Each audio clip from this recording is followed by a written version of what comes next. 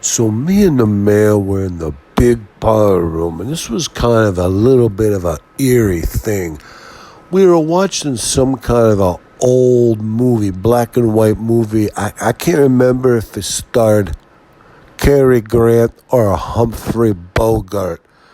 They at one point a woman gets slapped, but she doesn't seem like she really minds. It's almost like, I think at one point in the movie, the lead, I can't remember if it was Humphrey Bogart or Cary Grant, they slapped this beautiful blonde-haired girl with big, beautiful blonde, thick hair with big brown eyebrows.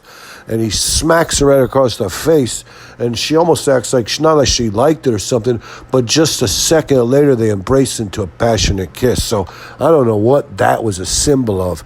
But no sooner did that scene happen and the power went out. Now, in a big old manor house like this, sometimes it's still fuse operated or controlled or whatever you say in the breaker box. It's not breakers, it's a fuse box, so the big old giant fashioned fuses.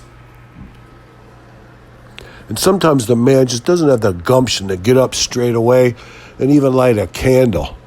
Or let alone go change these fuses. It's not like you flip a breaker. You got to change out a fuse. It's kind of, you got to find the fuses. They're always in some kind of big, old, dusty drawer. He can never remember what drawer they're in. So he just kind of sat there for a moment. And I have to say, when everything's quiet like that and there's no, ambient noise, the walls and the panes of glass are so thick, and if it happens to be a little quiet outside at that point, then there's no noise coming in from the outside. And if there's nothing going on, if there's no air purifiers or ventilators or whatever, the hum of the refrigerator, there's nothing making a noise. The overall quiet, the din, the sparkle, it's refreshing, it's invigorating, it's something that you don't notice when there's so much other noise clutter.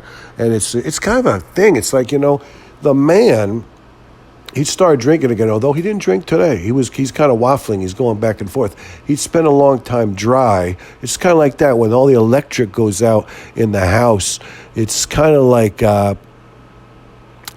when you get dry, sobriety is almost like an intoxicant, like you haven't experienced stone cold reality in so long when you get dried out that it's almost like you're experiencing an intoxicant, so to speak.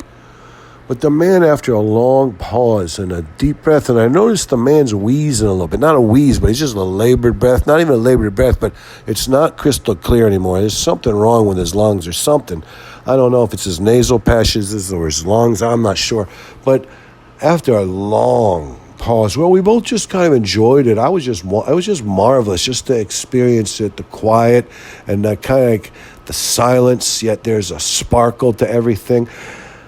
And after a big exhale, the man, he was kind of fidgeting a little bit with his pant legs and knocking a little lint off his knee. And he looks over at me and he says, one thing I'll give my dad credit for, he was just what you might call pitch perfect.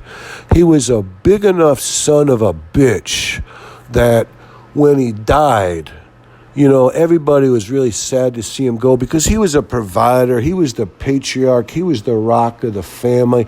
He was the one who, sustained us, and he's the one who, he took it from his dad, but he built it up big and everything.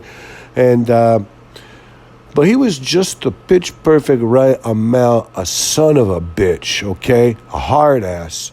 So that when he passed away, there was a little bit of a lang syne, and at the funeral, there was a little bit of a morose feeling, and there's lots of memories associated with it. But I mean, the second you walked away from that funeral, yeah, you were okay. It's not like you were mourning. Like if you're, if somebody, I don't even know what it is, but when you lose a loved one, a lot of times there's a long period of mourning.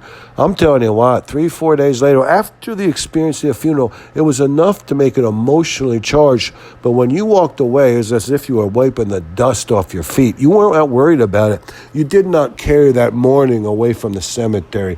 I always thanked my dad for that, He was a good dad. He was a good guy. But after he passed away, you were like, well, He wasn't loving enough or close enough or caring enough or, he didn't endear himself enough. He wasn't emotionally bonding enough so that you really feel there's this big gap, there's this gaping hole, there's this, you're so sad that you lost something. You're like, yeah, well, whatever. I mean, Dad's gone, but, I don't know. I don't know how close we were in the real life. I mean, and I always thank my dad. That's what you call a pitch perfect son of a bitch. The kind of guy that when he dies, everybody's kind of, oh man, I can't believe it. And everybody comes together themselves at the funeral and at the whatever you call it, the wake, and after the where they go and eat all the food and stuff after the funeral.